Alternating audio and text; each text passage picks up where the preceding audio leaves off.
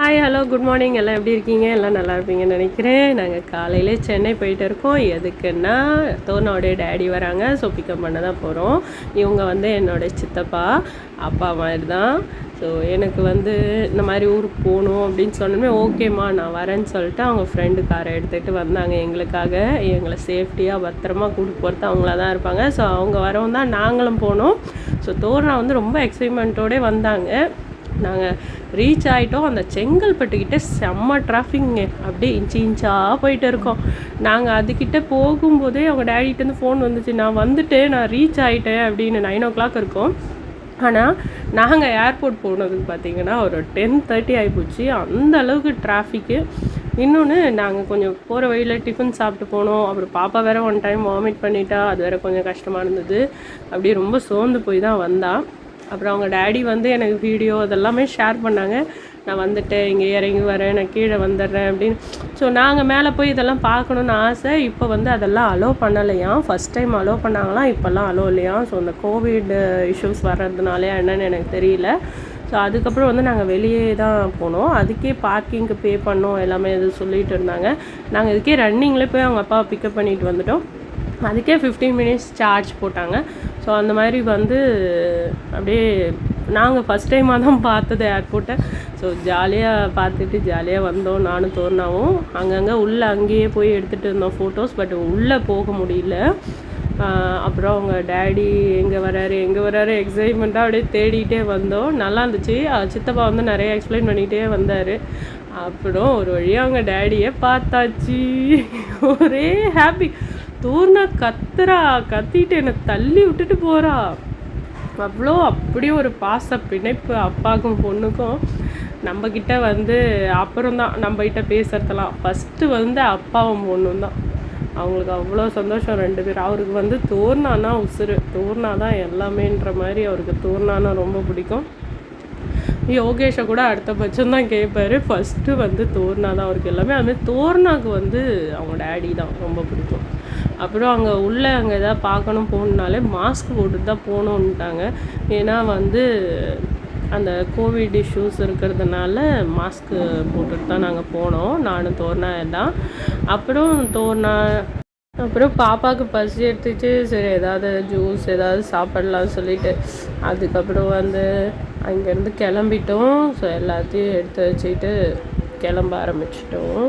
சித்தப்பா கூடவே இருந்து எல்லா ஹெல்ப்பும் பண்ணாங்க, கூட இருந்தாங்க.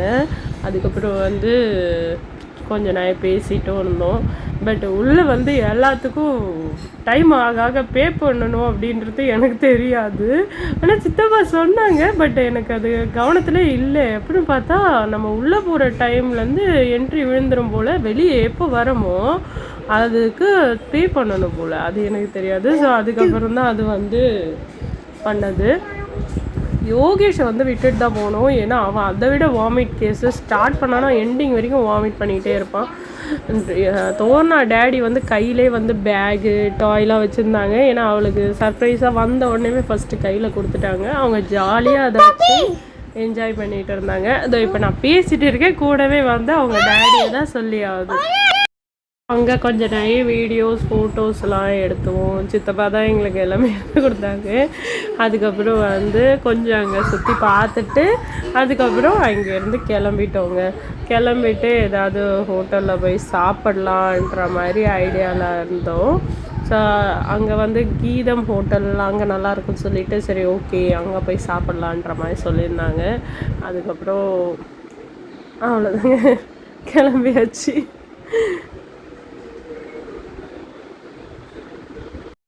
பஸ் எல்லாமே நின்றுட்டு இருந்தது. ஃபஸ்ட்டு பஸ்ஸெல்லாம் உள்ளே அலோவ் கிடையாதான். இப்போ வந்து பஸ்ஸெல்லாம் உள்ளே அலோவ் பண்ணுறாங்களாம். ஸோ போன வாட்டி வந்து ரொம்ப தூரம் நடந்து வந்து தான் அவங்க பஸ் ஏறினாங்களாம். இந்த தடவை எல்லாமே கிட்டே இருக்குது அப்படின்னு சொன்னாங்க. அதுக்கப்புறம் நானும் எங்கள் டேடியும் ஃப்ரண்ட்லேயும் தோர்னா அவங்க டேடியும் பின்னாடியும் உக்காந்துக்கிட்டாங்க. அதுக்கப்புறம் வந்து கிளம்பிட்டோம். அங்கேருந்து ஜாலியாக அப்படியே வேடிக்கை பார்த்துக்கிட்டே ஜாலியாக கிளம்பினோம். கீதம் ஹோட்டல் வந்துட்டோம். அங்கே வந்து பார்த்திங்கன்னா எல்லாம் இந்த fruit salad, falooda, milkshake அப்படி தான் குடித்தோம். ஃபுட் எல்லாமே இருந்துச்சு. பட் நாங்கள் எதுவுமே சாப்பிடல. எங்களுக்கு ஒரு மாதிரி ஹெவியாக இருந்த மாதிரி இருந்தது. சில்லுன்னு ஏதாவது சாப்பிட்லான்னு சொல்லிட்டு அவங்களும் பிரேக்ஃபாஸ்ட் சாப்பிடல. அதனால நாங்கள் ஃபலூடா அதுலேயே ஃப்ரூட்ஸ்லாம் இருக்கும். ஸோ அதெல்லாம் சாப்பிட்டோம். சித்தப்பா ஒரு எல்லாம் இப்போ தான் அவருக்கு வந்து என் ஞாபகமே வருது. ஸோ இது வரைக்கும் ஒன்றும் பேசக்கூட இல்லை. நாங்கள் அப்போ ரொம்ப தெரியும்னு நினைக்கிறேன். ரொம்ப ட்ரெண்டிங்கான கப்புள்ஸ், எங்களுக்கு ரொம்ப பிடிச்சவங்க. சதீஷ் அண்ணாவும் தீபா அக்காவையும் அங்கே மீட் பண்ணோம். அதுக்கப்புறம் நாங்கள் அவங்க அப்பாவும் பொண்ணும் ஜாலியாக என்ஜாய் பண்ணிக்கிட்டு பாட்டு பாடிக்கிட்டு அப்படியே வீட்டுக்கு வந்துட்டாங்க. நான் ஒரு பக்கம் தூங்கிக்கிட்டே வந்துட்டேன். ஏன்னா அந்த மாதிரி அவ்வளோ டயர்ட். அப்புறம் வீட்டுக்கு வந்தாச்சு. அங்கே யோகேஷை நான் தான் கூட்டிகிட்டு வந்தேன் அம்மா வீட்டிலேருந்து. ஸோ பார்த்தோன்னே அப்படியே வித்தியாசமாக பார்த்தான். டேடி அப்படின்னு சொல்லி அவ்வளோதான். அதுக்கு மேலே அவன்கிட்ட சவுண்ட் வரல. அவருக்கு ஒரே வெக்கமாக ஆயிடுச்சு. அவங்க அப்பாவை பார்த்து அவனுக்கு ரொம்ப வெக்கப்பட்டுக்கிட்டு அவன் ஒரு மாதிரி பேசவே இல்லை. ஒரு மாதிரி ஷையாகவே ஃபீல் பண்ணிகிட்டே இருந்தான். அப்புறம் வந்து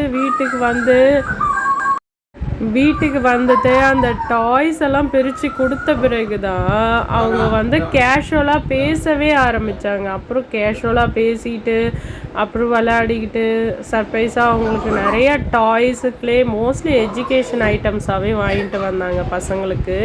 ஸோ அவங்க வந்து ஸ்கூல் போகிறாங்க இல்லையா, so pencil, eraser, sharpener, so அந்த மாதிரி. அப்புறம் எனக்கு கொஞ்சம் கிச்சன் ஐட்டம்ஸ் வாங்கிட்டு வந்தாங்க. ஸோ அதுக்கப்புறம் வந்து அவங்க ஜாலியாக விளையாடிட்டு இருந்தாங்க. அந்த க்ளே ஆக்டிவிட்டி தான். டேடி கூட சேர்ந்து ஜாலியாக விளையாடிட்டு அப்புறம் என்னங்க சாப்பிட்டு தூங்க வேண்டியதான். இதுக்கப்புறம் நாள் எப்படி போகுதுன்னு தெரியல. எல்லாம் நல்லபடியாக போட்டோம். இதுக்கப்புறம் அப்டேட் வந்து நான் போட்டுகிட்டே இருப்பேன். நைட்டுக்கு வந்து பாஸ்தா தான் செஞ்சோம். ஸோ எல்லாம் பாஸ்தா சாப்பிட்டுட்டு படுத்தாச்சு. ஸோ அவ்வளோதாங்க இன்றைக்கி நாள். மறக்காமல் லைக் பண்ணுங்கள், ஷேர் பண்ணுங்கள், கண்டிப்பாக சப்ஸ்கிரைப் பண்ணுங்கள்.